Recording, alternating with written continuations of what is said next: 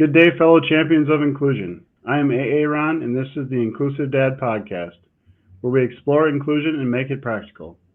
Thank you for taking time out of your busy schedule to join me in exploring ways we can create a more inclusive world together. You are important, you matter, and you can make a difference. Today, my guest is Pazbi. Welcome to the show. Thank you for having me, Aaron. Yeah. Yeah, Why don't you just start us off by just telling me a little bit about yourself? sure thing. My name is Pazbi. I was born in Greece and moved to the UK when I was about 6. Um, and I am a cancer survivor. I had stage 4 leukemia when I was about 8 years old. I had about 3 years of chemo. And during that time, from a bone marrow operation, I was left paralyzed. Um, so I was wheelchair bound for about 18 months, and I had to teach myself how to walk again, um, build up those neural pathways again. Um, and so that was like that's something I went through when I was younger, and also now when I was 30, I got diagnosed with ADHD. Combined is the diagnosis, and I've been involved in the neuro inclusion space for the past 3 years as I've learned more about myself and Right. things I can do to improve my life. I've been sharing that information with other people to help spread the knowledge. Yeah, that's great. You're it seems like recently people I've been interviewing, there a number of them like yourself have been diagnosed with like autism or ADHD at a later age. Why do you have any idea why that um, might be happening Yeah, or why that happens? I think, well, for my case, I think because normally you get diagnosed usually in that period at the end of primary school Hmm. and before you start secondary or like middle school in the US. Hmm. That's where you usually would get diagnosed because that's when you start having tests and stuff like that, Right. and people start getting bored of lessons.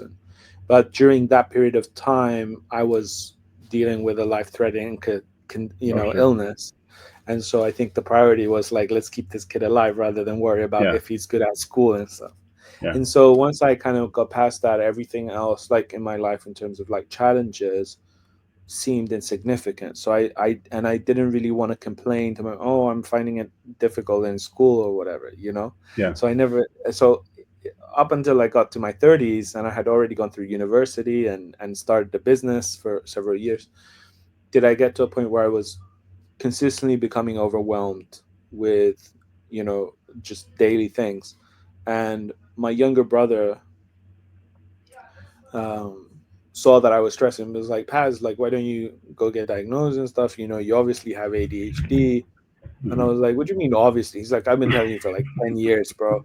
Like, you have to go get checked out. And I'm like, fine. So the health system here is really bad in terms of like waiting times, you know. So I had to go private, and I spoke to a psychiatrist like 2 3 times, and then he, basically gave me the diagnosis. Now what happens is when one person gets diagnosed, and they start looking into things, and they find out like all the traits, and they can name the Right. different things that they've been experiencing, because before you even get that, you have no idea. You just think this is how it is, right? Hmm. And so once you get that diagnosis, it's kind of like a diagnosis domino, because you start talking to people about it, and then they start resonating with different things, and then they're like, oh, well, that sounds familiar. Like I have that, or my son has that, or and then Hmm. that triggers more people seeking diagnoses. And I think what happened was during pandemic, we had a lot of people using platforms like TikTok as their only way of like Hmm. communicating with other people. And so when somebody was like, "Hey, I've been stuck at home for like a year and really evaluating myself, and I think I have autism. Maybe I should get that." And then they like make content about it, and then other people are like, "Oh, that sounds like me, or that sounds like my partner, or that." Right. And we didn't have Yeah. anything better to do for 3 years during lockdown and Right. stuff. So I think a lot of people were like, "Oh, maybe I should get checked out." And so I think that sort of accelerated that domino, right? That initial like, Yeah.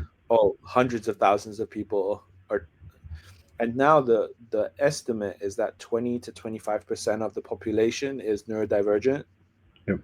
and so that includes all kinds of different traits and neurotypes, not just ADHD, but autism, dyslexia, dyscalculia, dyspraxia. Like there's so many different Right. types of brains.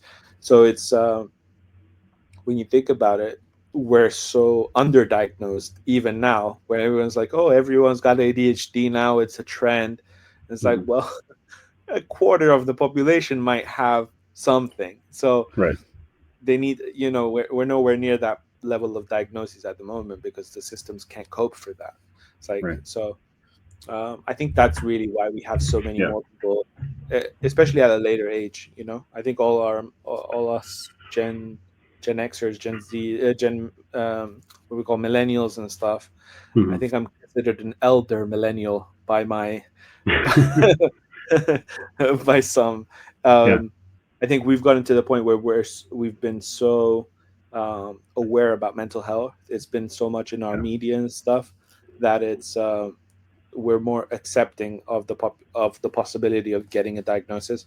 I think for the Sure. baby boomer generation, it's still too taboo of a subject, and Yeah. by now most of them are in their late 50s or 60s, and so for them, like they've lived the majority of their productive life, then they didn't get a diagnosis. Getting one at 60 is not going to change your life much, Right. Right. so they don't even bother because there's that stigma of mental health and stuff like that. So I Sure. think they just avoid it, or and so it's just us millennials that are really kind of doing it Yeah. visibly, and I think that's why it's in the media so much now.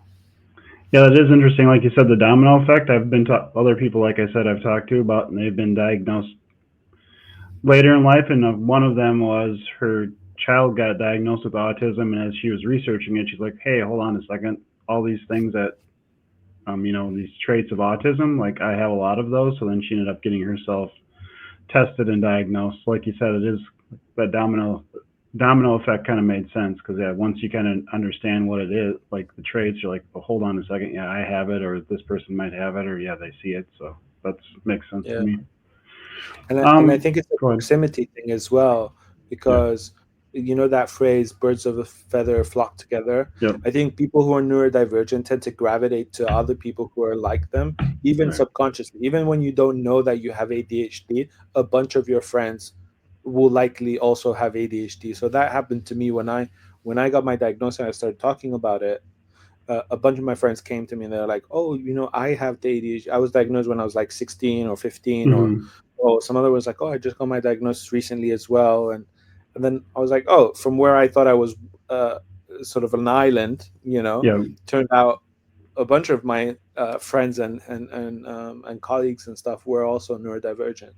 So it's that sort of the first layer of the onion you just peel away, Yeah. and it's like, oh, it's a much more vibrant um, Sure. space than you thought. So it's interesting though. So you said some of them had already been diagnosed, but you didn't know that, so they hadn't been sharing it, or Yeah, yeah. So I think definitely in the US, I think you have a culture of protecting your medical information. Like yep. HIPAA's like Yep. the sort of world standard for protecting medical information. And here in the UK, like you can't you can't you're you're sort of encouraged not to ask people about their Yep. conditions and stuff, right?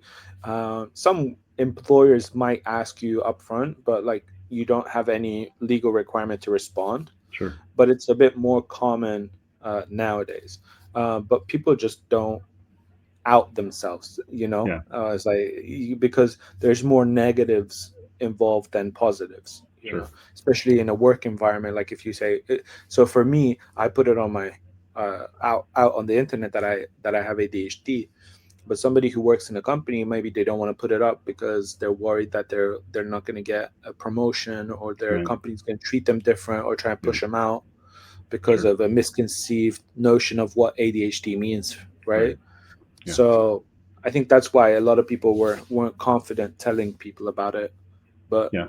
since I already sort of threw myself out there, Right. I Yep. think people are be like, "Oh, he's already, like Yeah. he didn't up, you know, losing everything by doing that. So maybe it's okay for me to talk about it." Yeah, So I think that's the that case. makes sense to me too. Because like just when I started being on podcasts or starting my podcast, I've had a number of people saying that just because me sharing parts of my story, they feel willing or safe to share their parts of their story. So just like you talking about your diagnosis, it makes sense that other people would be comfortable, especially if they're close friends of yours, to share that with you. And so I mean, there's power in sharing our stories, and obviously, you talked a little bit about we need to do it in places where we feel it's safe, or I mean, it's our own judgment on whether or not to share it to certain people because we don't of the stigmas attached to it, but there definitely is Yeah. power in sharing our personal journeys at some point. Hmm. For sure. And I think it's a big relief to find people that are like you, Yes. and be able to share that, because you start building up that sort of support network, right? Yeah. So this friend of mine, he never had somebody that he could share his experiences with, Right. and sort of how other people were dealing with it. So he had to internalize for Yep. 15, 16 years of his life. He had to internalize all his experiences and constantly worry, like, is this normal, is this not, is this part of my ADHD, is it something else, like. And so by having one extra person that he can speak to and say, like, oh, hey, this is how I experience XYZ, is that the same for you? Or, and then we can have this discourse in an open way. And so both of us end up benefiting from it, Yeah. so I think it's really Absolutely. important. Absolutely. What is your definition of inclusion? So for me, inclusion is an equal playing field. Um, that's where everyone can come into the table, and they we have the same sort of opportunities. Um, I think with neurodiversity, as a topic, especially the application of it in the workforce, has been a bit lopsided, and that breeds toxicity.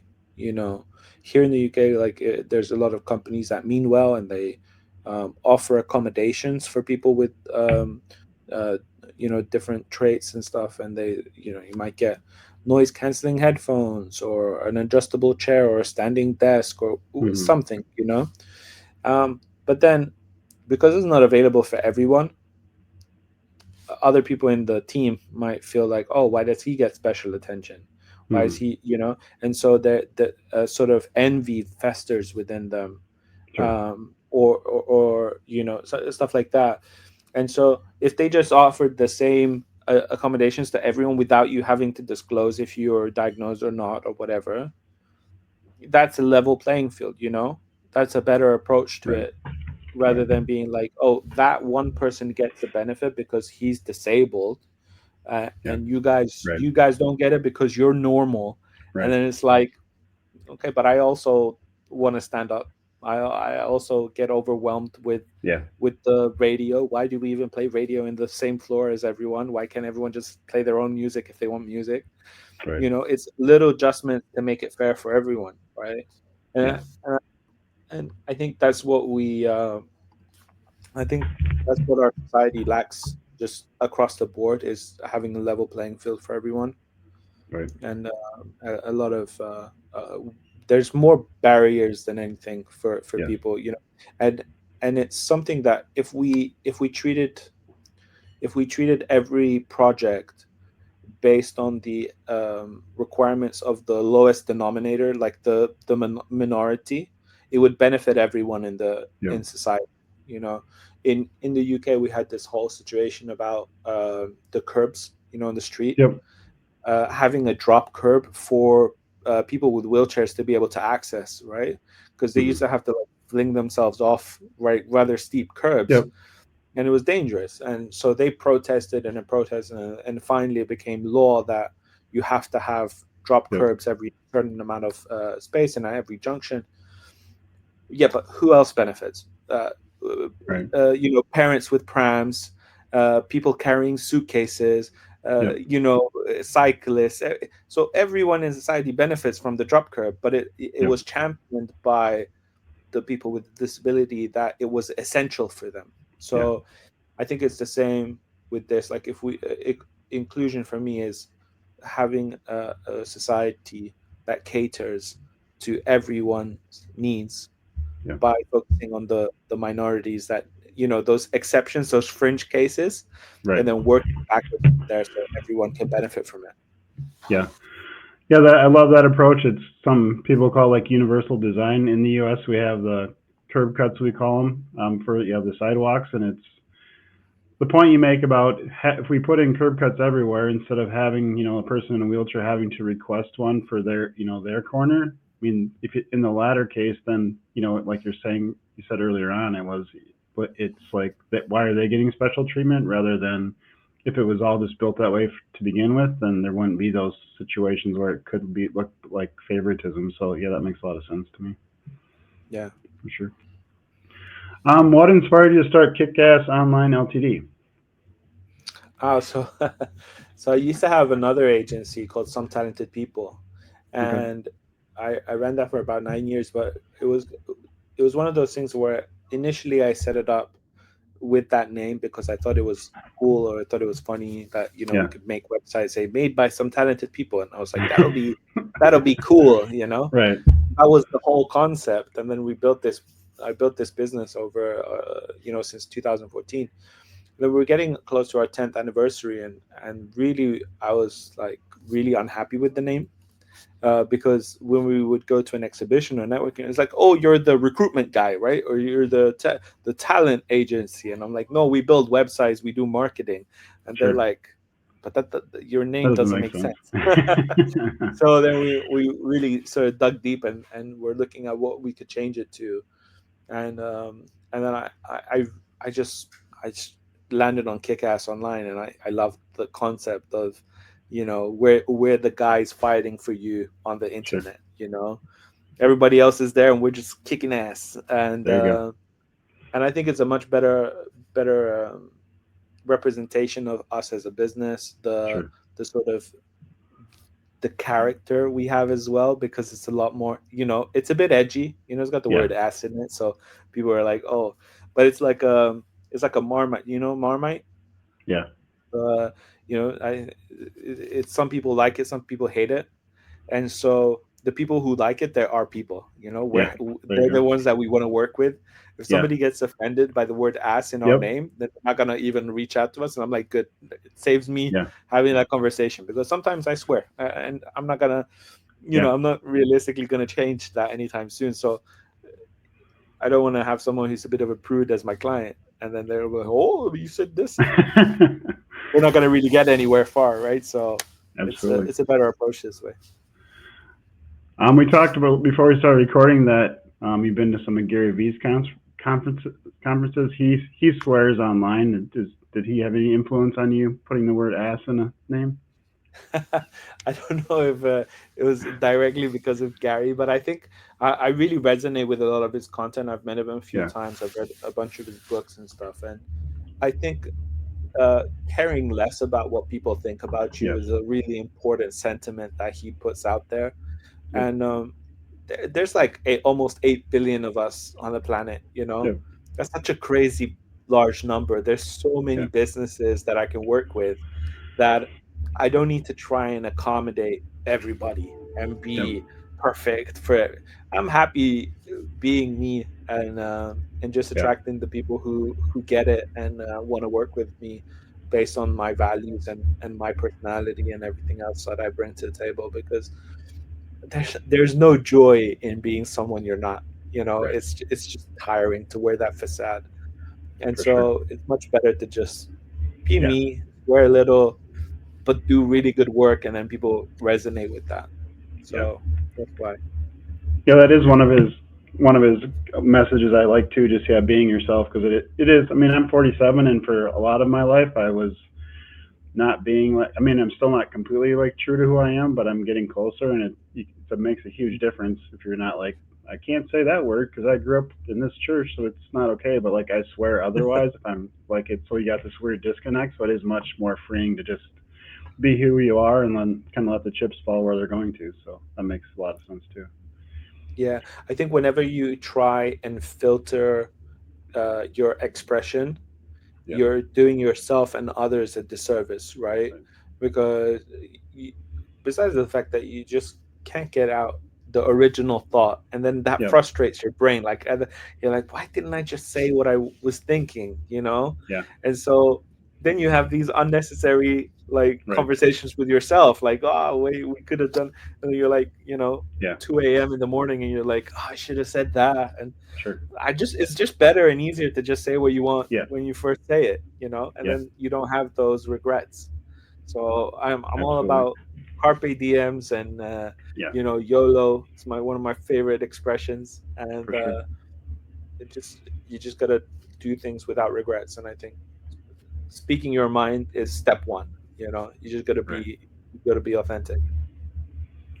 What are the top three mistakes SMEs make when it comes to their digital presence, and how can they avoid them? Ooh, that's a good question. So with SMEs being small and medium sized companies, right? I think a lot of them spend too much time on social media channels that just don't work for them. That's the biggest mistake. Like, I work with some accountants, right? And they opened up a TikTok account and an Instagram account, and they were putting pictures out on the internet of like folders and people on their team. And I asked them, when was the last time you hired somebody because they had a really cool Instagram account? Yeah, like when was the last time you hired a lawyer? Yeah, Right. because these guys are accountant. But I'm like, a Yep. lawyer because they had a cool Instagram or a Yep. TikTok video. Never. Like, it doesn't happen, right? Not for Mhm. professional services. It's You're in the wrong platform. Now, if you want to, like, as a company, if you want to be that one individual, like legal eagle on YouTube and stuff, Mhm. you can do that. You can show that you, as an individual, an expert in your field, and give advice to people. That's fine. But you're not going to get hired as the accountancy firm because you Right. have some pictures of folders and stuff on Insta. Right. Like, it's crazy. So I think just avoiding those sort of like traps, like, oh, you have to have a this. You don't Yep. have to have nothing. So it's about finding somewhere where your audience is. And so for professionals, I would say LinkedIn is the place. If you want to do content, you could put stuff on LinkedIn, on TikTok as well. But really, the best stuff is YouTube. Long format videos on YouTube are really good. They'll last you forever, and you could keep referencing them. And I think the second big mistake people make is sort of forgetting about their website after they launch it.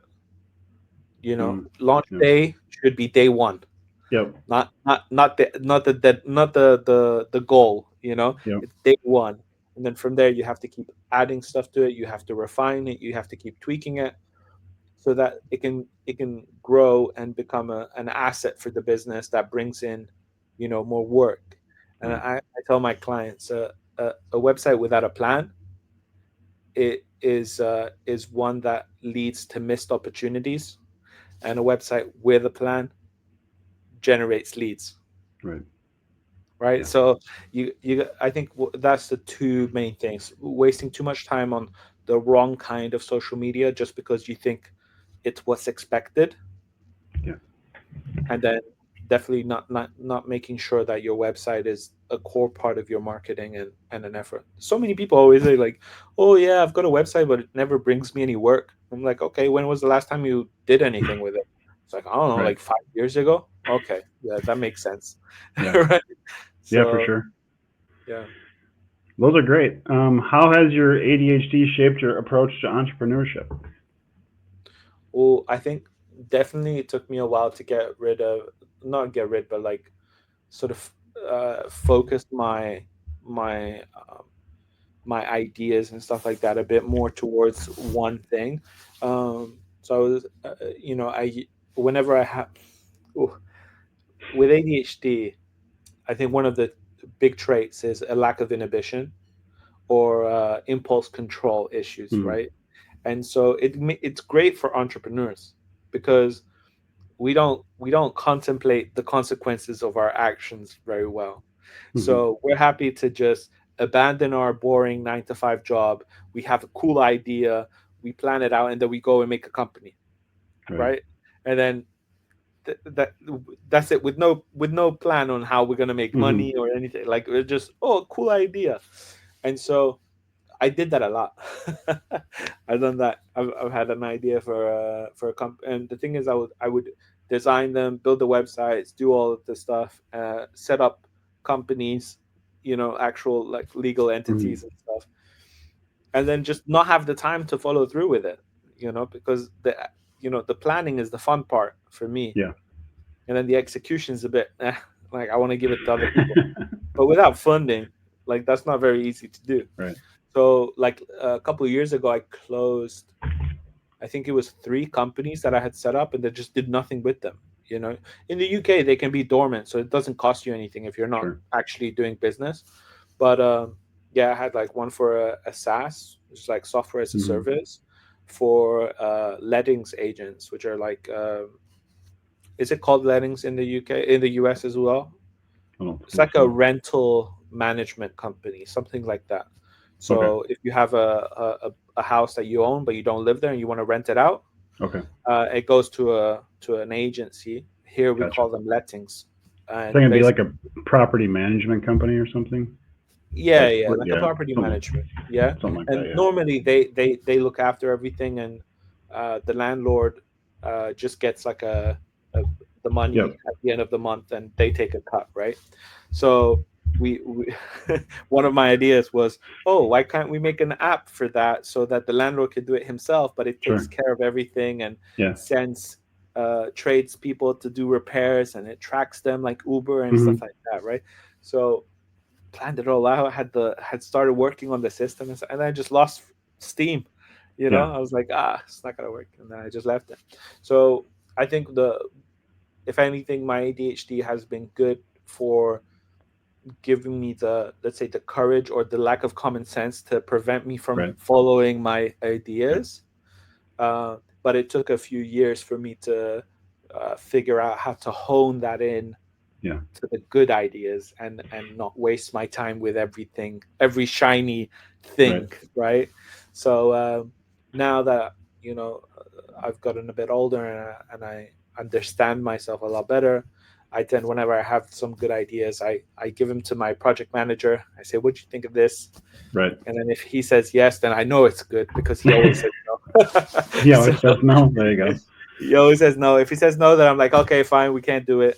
He'll give me a few reasons, like no budget, no resources, no time, blah blah blah. You're doing this and Yeah. this, and I'm like, okay, fine, you're right. And then I'm done with it. Yeah. Uh, but and it just makes my life a lot easier to know that I'm focusing mostly on Kickass and Yeah. a few little passion projects, rather than trying to be everywhere and doing all the things. Yeah. So. Yeah. That's great. What is one tip you can share to help the listeners be more inclusive today? Just something everybody can start today to be more inclusive. Um,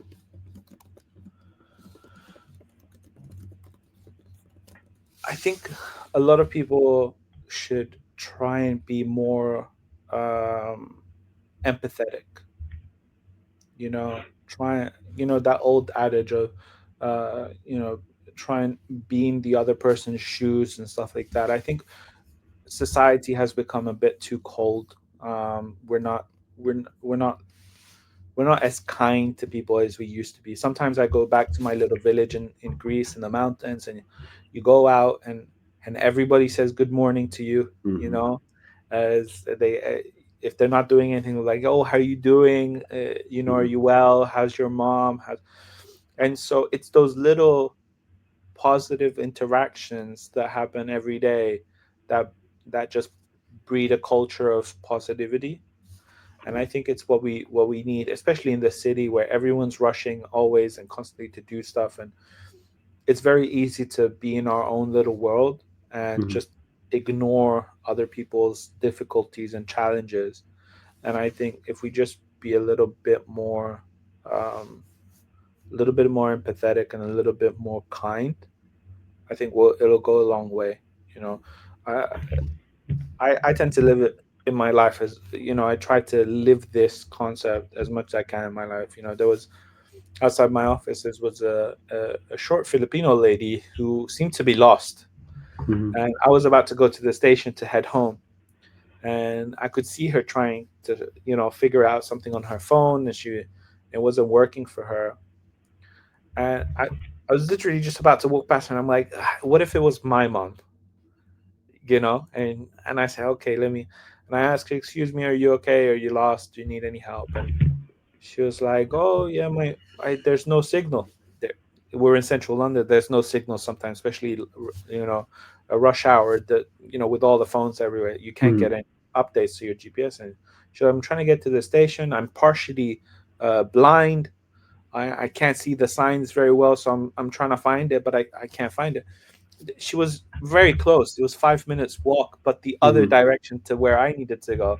And Okay. I said, you know what, like I'll just walk with you. I'll take you to the Right. place so you don't get lost. And she was super happy about it. And then she was telling me about her whole family and her life and her daughters Right. and everything. And I was like, I'm taken, but thank you. but but that I'm sure that interaction helped her out. Even if it saved her an hour, maybe wherever she needed to go was really important. And so it didn't cost me anything. It Right. was 5 minute walk that to Yeah. the side. I could have I could have gone the other direction and ignored her, and she would have been there for hours maybe, Yeah. until someone decided to help her. So I think it's those little moments of, just if you see someone in distress, or you're even not sure, it's better to just ask. Excuse me, do you need any? Are you okay? Do you need any help? And I think for most people, uh, they're going to appreciate it. And just those little interactions, I'm sure, will make Yeah. the world a much more inclusive and better place. Yeah. I love that. Where's the best place for everybody to connect with you? Well, they can just Google Pazbi, and I'll show Okay. up. Uh, I'm the only one with this name, so yeah. So Okay. but they can connect with me on LinkedIn. I'm super active there. It's where all the accountants are, so I Sure. know my people, my clients. Yeah. But I post a lot of content there, and they can check out my blog, which is thepasb.com. So Okay. PAZB. Awesome. Ready for the last question? Yeah, tell me. Do you like spam lunch meat? Yes or no? Yeah, I love it. I chop it up, fry it up, There you delicious. go. Yeah, I live in Austin, Minnesota, where they make spam and where the spam museum's located. So if you ever want to visit the spam Ooh, museum, you got to come to Austin, Minnesota. So definitely gonna come check out the spam museum. That sounds insanely good. Do it's they give you yeah. free samples? Well, they call them spamples, but yes, they do. Yeah, they Perfect. have like a person walking around with a tray and like little cubes on it with something like a pretzel stick stuck in it. You just grab it and eat it. So yeah, but Yeah. yeah, it's got a lot My- of history about spam and different things. So Amazing. I think there was actually a couple from Britain that came there and got married in the spam museum, if I remember correctly. I mean, I like spam, but not that much. And plus, I'm already married. Yeah, But it's yeah. definitely, maybe to renew our vows, that might be a good There you location. go. There you go. Yeah, thank you so much for being on the show today. It's my pleasure. Appreciate it. To those listening, thank you for allowing me to be part of your journey. It is truly an honor. Please join the podcast newsletter by clicking on the link in the episode description to keep up with the latest episodes. Together, we can make the world more inclusive. Until next time, stay empowered and be a champion for inclusion.